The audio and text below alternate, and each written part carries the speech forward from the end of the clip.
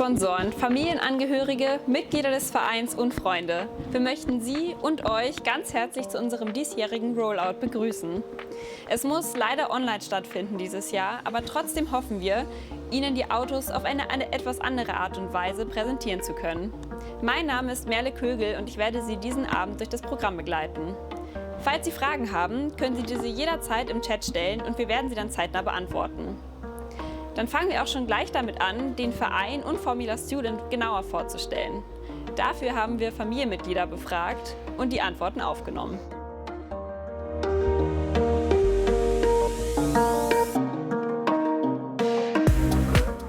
Den Verein gibt es, um Autos zu bauen. Auf jeden Fall. Und ich weiß, dass es unterschiedliche Autos werden dieses Jahr. Aber ich denke, das ist jedes Jahr anders. Genau, ich glaube, ihr nehmt teil an der Formula Student und ihr baut ein Auto und dann gilt es darum, in verschiedenen Disziplinen zu gewinnen.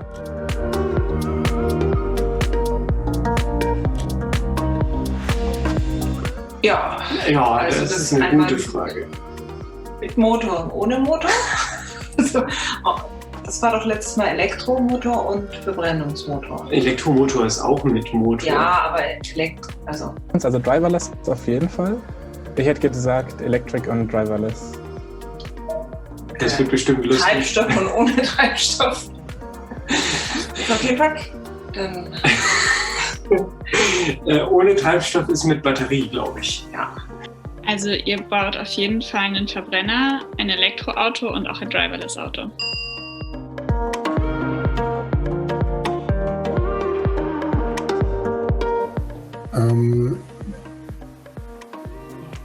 Ich glaube, das normale Auto in Anführungszeichen hat einen griechischen Buchstaben. Vielleicht sind es auch alles griechische Buchstaben, ich weiß gar nicht genau.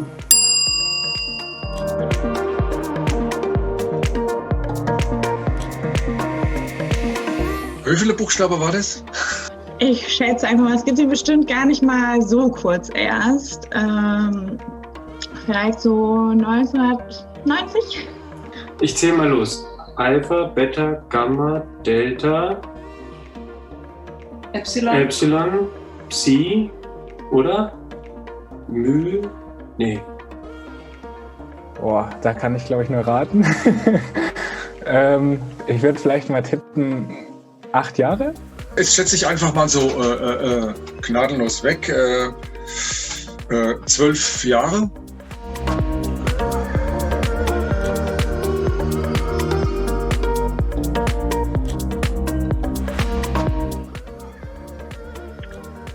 Meine Schwester ist im Marketing, soweit ich weiß. Und macht da sehr viel mit Gestaltung der Marketingunterlagen. Letztes Jahr war es Kühlsystem. Dieses Jahr, also ich weiß, dass er mal den Abwasch machen musste letzte Woche, aber ich glaube nicht, dass es seine Hauptaufgabe ist. Welche Aufgabe? Also, was ich mitgekriegt habe, er hat sich da, vielleicht die verantwortungsvollste Aufgabe aufgehatzt, indem er nämlich in der Leitung tätig ist.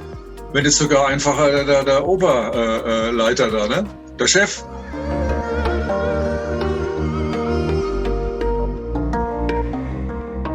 Ja, also es gibt ja, ich meine, es ist so aufgeteilt in verschiedenen Teams und also Arbeitsgruppen und dann gibt es natürlich die direkt am Bau des Autos mit beteiligt sind, beziehungsweise am Entwurf des Autos. Aber was es halt auch viel drumherum gibt, was ich auch unterschätzt habe, ist natürlich auch hier zum Beispiel diese Interviews zu machen und auch ein bisschen Social Media zu betreiben und Filme aufzunehmen und das Ganze natürlich zu organisieren.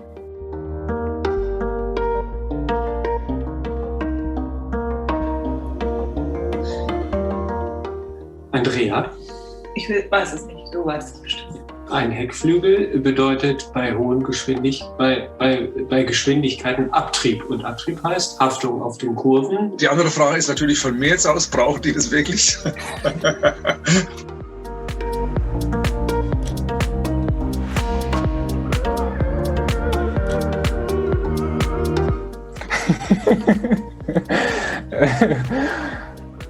Also jetzt kann man das ausrechnen quasi?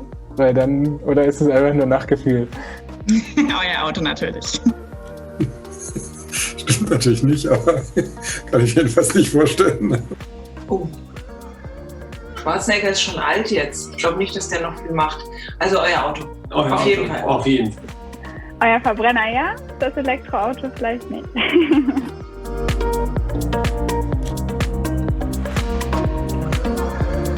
Ja.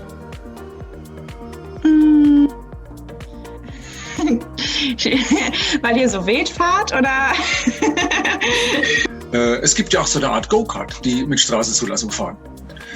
Ihr werdet ja von Jahr zu Jahr besser. Warum soll ich so ein Auto nicht zulassen? Naja, so ein paar Blinker, Licht, Hupe. Das fehlt dem Auto doch gänzlich, so diese ganzen Sachen, mit denen man sich auch irgendwie bemerkbar macht. Genau. Also ich denke mal, dadurch, dass ja es auf jeden Fall so schnell fährt, dass es jetzt im Verkehr niemanden aufhalten würde. Und auch sonst noch ist es wahrscheinlich nicht gerade ungefährlich für denjenigen, der drin fährt, aber ja, dann schon. Es gibt ja auch gepanzerte Fahrzeuge mit Straßenzulassung. Und warum denn mal so ein schnuckeliger kleiner Rennwagen? Könnte ich mir gut vorstellen, dass man da viel Spaß hat, mit rumzufahren. Ne?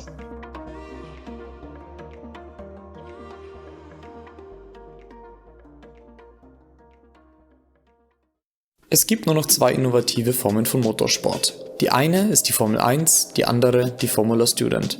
Teamchef Mercedes Formel 1. Die Formula Student hat sich seit ihrer Gründung 1981 zum größten internationalen Konstruktionswettbewerb entwickelt, mit über 700 Teams weltweit. In diesem messen sich Studenten mit ihren Rennwägen in einer der 3 Kategorien: Combustion, Electric oder Driverless. Ähnlich dem Mehrkampf in der Leichtathletik treten die Teams auf jedem Event in 8 Disziplinen gegeneinander an und sammeln Punkte, aus denen sich am Ende der Platz in der Gesamtwertung errechnet. Die Disziplinen werden dabei in statisch und dynamisch unterteilt. In den 3 statischen Disziplinen geht es darum, einer Jury aus Experten den Boliden zu präsentieren. Sie stellen ihren Businessplan vor, in dem der Rennwagen als profitable Kleinserie vermarktet wird, listen alle Materialien, Einzelteile bis hin zur benötigten Arbeitszeit und Werkzeugaufwand im Cost Report auf und lassen Konstruktionsentscheidungen gestützt durch Simulationen und Berechnungen im Design von den Juroren prüfen. Die 5 dynamischen Disziplinen dürfen erst nach einer bestandenen technischen Abnahme angetreten werden. Auf der Rennstrecke wird sich dann im Acceleration, der Beschleunigungsstrecke über 75 Meter, dem Skidpad einer liegenden 8, die doppelt so durchfahren ist, dem Autocross, einer 1 Kilometer langen kurvenreichen Strecke, dem Endurance, einem Rundkurs über 22 Kilometer und der Fuel Efficiency gemessen. Die Platzierung in der Gesamtwertung der einzelnen Events geht im Anschluss in die World Ranking List ein. Nun möchten wir Ihnen einen genaueren Einblick in unsere Saison 2020-2021 geben. Das erste Konzepttreffen für das Combustion- und Driverless Vehicle fanden Anfang September 2019 statt. Für den elektrischen Rennwagen war das dann ein Jahr später, Anfang September. Dann wurden auch recht schnell die Baugruppen verteilt, damit die Konstruktionsphase dann zügig beginnen konnte. Sie startete Anfang Oktober, sodass das CAD-Modell Ende Dezember fertiggestellt werden konnte. Für EV fand das dann wieder ein Jahr später statt. Anfang Februar dieses Jahr haben wir uns dann erfolgreich für FS Germany, FS Austria, FS Netherlands, FS East, FS Czech und FS Alpe Adria qualifizieren können, an welchen wir dann im Juli und August dieses Jahr teilnehmen werden. Außerdem sind wir dieses Jahr Mitte Februar in eine neue Werkstatt gezogen, wo wir uns jetzt auch gut eingelebt haben und jetzt sogar einen eigenen Carbonraum haben. Die Fertigungsphase begann für CV im Januar 2020 und wurde wegen der Pandemie zeitweise unterbrochen. Fortgesetzt wurde sie dann aber im März 2021. Nun kommt es darauf an, die Autos zu testen und sie bestmöglich zu optimieren. Wir haben auch versucht, das Teambuilding nicht zu vernachlässigen in dieser schwierigen Zeit und haben so Grillen draußen veranstaltet oder auch Bierpong-Turniere über Zoom. Wie Sie sehen, war diese Saison eher sehr eng getaktet, aber wir haben es trotzdem geschafft, das erste und vermutlich auch einzige Mal 3 Autos gleichzeitig zu bauen. Wie wir das genau umgesetzt haben, sehen Sie jetzt. Feuer frei, oder? Ja.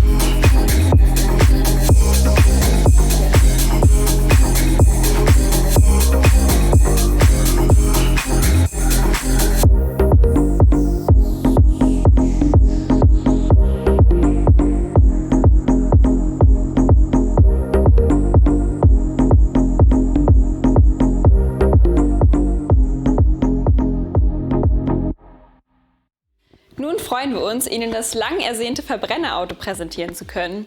Dafür übergebe ich an Tancred Oswald, der Ihnen zuerst die technischen Neuerungen am Auto erläutern wird. Guten Abend auch von meiner Seite, liebe Zuschauer. In den nächsten Minuten werde ich Ihnen die Konzepte und technischen Neuerungen vorstellen, die unser VMAX NÜ auszeichnen. Im Sommer 2019 konnten wir auf die ersten Ergebnisse unserer Rundenzeitsimulation zurückgreifen und in unsere übergeordneten Konzeptentscheidungen einfließen lassen. Der größte Nutzen daraus ist die Beschreibung der Sensitivitäten des Rennfahrzeugs. Kurz, welche Stellschrauben sind besonders effektiv, um ein schnelles Auto für unsere Events zu haben? Gepaart mit einer guten Portion Erfahrung haben sich folgende Prioritäten herauskristallisiert. Aerodynamikeffizienz, wie gut nutzt unser Fahrzeug die umströmende Luft, um sich an den Boden zu saugen, Massereduktion und Ergonomie, weil ein glücklicher Fahrer ein schneller Fahrer ist. Diese 3 Prioritäten haben wir so in alle Teilteams, Baugruppen und Bauteile des Fahrzeugs getragen. Anschließend kam eine gehörige Portion Mut mit in den Topf, sodass wir im September 2019 3 große Entscheidungen getroffen haben. Unser KTM wird quer eingebaut werden, für die Aero. Unserem Monocoque verpassen wir neue Materialien für das Gewicht, also gegen das Gewicht. Unser Fahrer bekommt vollständig überarbeitete Schnittstellen zum Fahrzeug. Was hier kurz und knapp beschrieben werden kann und zugegebenermaßen etwas langweilig anmutet, hat weitreichende Auswirkungen auf unseren VMAX NÜ gehabt. Wie das nun in den großen Baugruppen umgesetzt wurde, werde ich jetzt beschreiben. Dann fangen wir mit der Aerodynamik an, für die sich Aaron von Werder verantwortlich zeichnet. Etwas selbsterklärend war hier die Hauptaufgabe die Verbesserung der Aerodynamikeffizienz. Dazu wurden alle Baugruppen überarbeitet, der Frontflügel, die Seitenkästen und der Heckflügel. Bei unserem Frontflügel haben wir den Fokus auf eine Geometrie gelegt, die insbesondere auch in der Kurvenfahrt die Funktion der Flügel aufrechterhält, aber auch die Einflüsse der Vorderreifen im Zaum hält und den Luftstrom geeignet auf unseren Seitenkasten leitet. Aus diesem Zielkonflikt heraus entstand die markante Geometrie.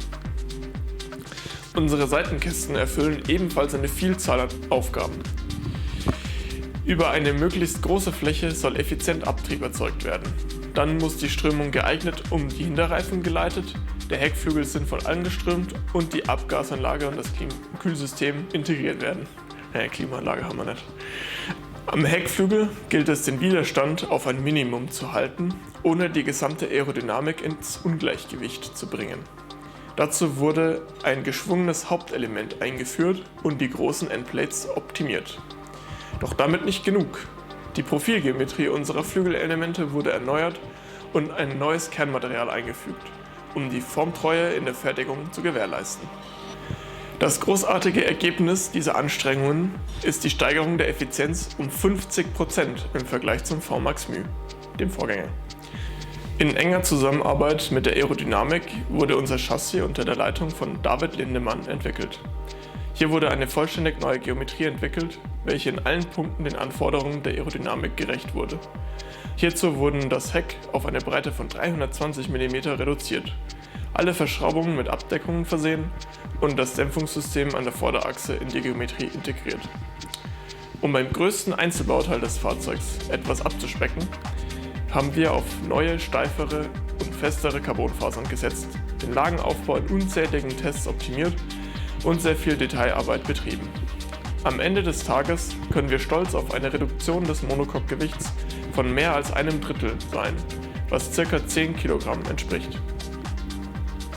Das Cockpit ist auch Aufgabe des Chassis-Teilteams. So wurde das Lenkrad neu designt, um eine verbesserte Bedienung zu gewährleisten. Der Sitz zum ersten Mal in CFK-Schalenbauweise gefertigt und eine neue Gurtanbindung entworfen. Ziel ist hier, dass der Fahrer möglichst komfortabel unseren VMAX NÜ über den Kurs bewegen kann. Um den eingangs erwähnten Leitlinien gerecht zu werden, mussten alle Baugruppen des Motors Anpassungen unterzogen werden oder vollständig neu erdacht werden. Dieser Aufgabe widmete sich in leitender Funktion Frank Wittmann. Um den Quereinbau des KTM SXF 450 in das äußerst schmale Heck zu bewerkstelligen, mussten das Kühlsystem, die Airbox, die Abgasanlage, die Kupplung und der Tank angepasst werden. Die größeren Baustellen und Neuerungen finden sich bei dem Endgetriebe und der Motorhalterung und dem E-Gas wieder. Dieses Jahr hat uns nach knapp 10 Jahren das Zellerkegelradgetriebe als Endgetriebestufe verlassen und wurde durch einen Kettentrieb ersetzt. Nur so können wir das angestrebte schmale Packaging umsetzen. Bei der Motorhalterung mussten wir auch tief in die Trickkiste greifen, um auch hier den Anforderungen aus Aerodynamik und Leichtbau gerecht zu werden. Hier haben wir eine Lösung umgesetzt, bei der 3D gedruckte Titan-Inserts mit dem Kern zusammen in das Monocoque verbaut werden. Diese dienen dann als Anbindungspunkte für den KTM. Eine weitere Besonderheit aus dem Motorteilteam ist das dieses Jahr neu eingeführte E-Gas mit Doppelwalzendrossel. Damit soll dem Fahrer eine bessere Kontrolle über das Ansprechverhalten des Motors gegeben werden. In der Motorapplikation, das ist im Grunde die Erstellung von Kennfeldern für die Steuerung des Motors, liegt dieses Jahr der Fokus auf der Zuverlässigkeit und der Effizienz. Dazu wird eine Zylinderdruckindizierung vorgenommen, um die Datengrundlage für eine erfolgreiche Applikation noch weiter zu verbreitern. Verantwortlich für die Entwicklung und Fertigung des Fahrwerks sind Sarah Ullmann und Miro Geck. Da das Zusammenspiel aus Fahrwerk und Aerodynamik einen großen Anteil an einem schnellen Rennwagen hat, wurde auch hier viel Wert auf die Erfüllung der Aerodynamikanforderungen gelegt. Hierzu entwickelten wir für die Vorderachse ein neues Roll-Heave-System und an der Hinterachse entschieden wir uns aus Packaging- und fahrdynamischen Gründen für eine Lösung mit Umlenkhebel und Stabilisator.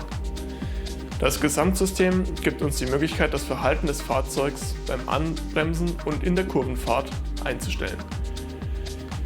Die Lenkung trägt zum Vertrauen des Fahrers in unser Fahrzeug bei, weswegen wir zu Lösungen mitgegriffen haben, die das Sicherheitsgefühl steigern sollen, wie zum Beispiel der Verzahnung der Lenksäule anstelle der bisherigen Verschraubung. Auch wurden bei der Lenkung Schritte unternommen, die die nötige Lenkarbeit reduzieren sollen. Hier bin ich bewusst etwas vorsichtig, dieses Ziel konnten wir bereits einige Jahre nicht so wirklich erfüllen. Als weiteres Steuerungselement unseres Fahrzeugs wurde im selben Sinne wie die Lenkung auch die Pedalerie überarbeitet. Prinzip hier steifer, aber leichtgängiger. Das Elektronikteilteam, geleitet von Daniel Jäger und bis zum Sommer 2020 unterstützt von Patrick Eder, hat eine Vielzahl von Steuerungsknoten überarbeitet und in ihrer Funktion oder Zuverlässigkeit verbessert. Neu entwickelt wurden das Akkumanagementsystem, die Fusebox und die Steuerungseinheit für das E-Gas. Um den Fahrer zu entlasten und reibungsfreies Anfahren zu gewährleisten, wurde unsere Kupplung von elektronischer Seite überarbeitet. Eine deutlich verbesserte interne Regelung und eine neue automatische Anfahrregelung und Launch Control sollen das Anfahren auf Knopfdruck ermöglichen. Auf die Sensorik, besonders wichtig, um einen guten Einblick zu haben, was der VMAX NÜ und dessen Fahrer auf der Rennstrecke so wirklich tun, wurde besonderen Wert gelegt. Hier kommen zusätzlich zu vielen Fahrwerks- und Motorsensoren eine neue INS für genauere Beschleunigungsdaten und Dehnungsmessstreifen für die Drehmomentmessung an den Antriebswellen zum Einsatz.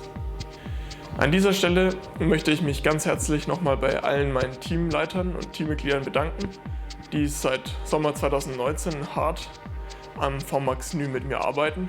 Ich hoffe, dass wir bis zum Ende August 2021 die Events auch erfolgreich bestreiten werden. Jetzt kommt der spannende Teil des ganzen Abends, die Enthüllung des VMAX NÜ.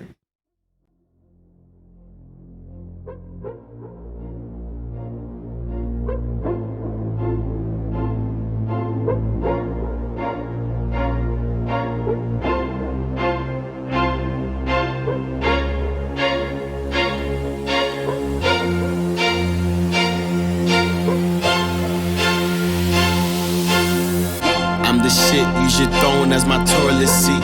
I demand a king's ransom for royalty. I deserve a mansion, I'm royalty. Address me, your majesty. To form a new dynasty. The old one was dynasty. I am your highness, please. Address me, your majesty.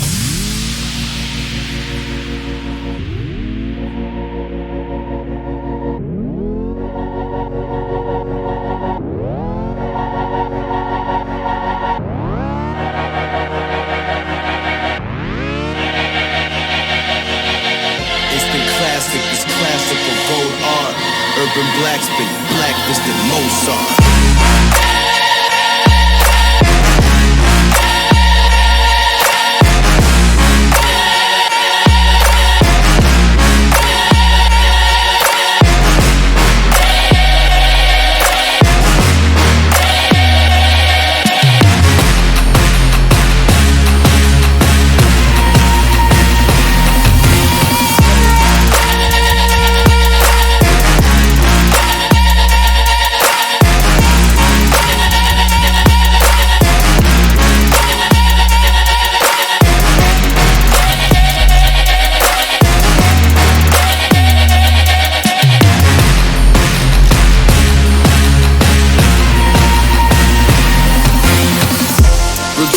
for the souls of the old lost. Gather round, we can all watch the throne fall. And you king as ascended a ghost, y'all. Crown me in majesty, oh Lord. Majesty, oh Lord. Oh Lord. Instant classic, this classical gold art. Urban blackspin, blacklisted Mozart.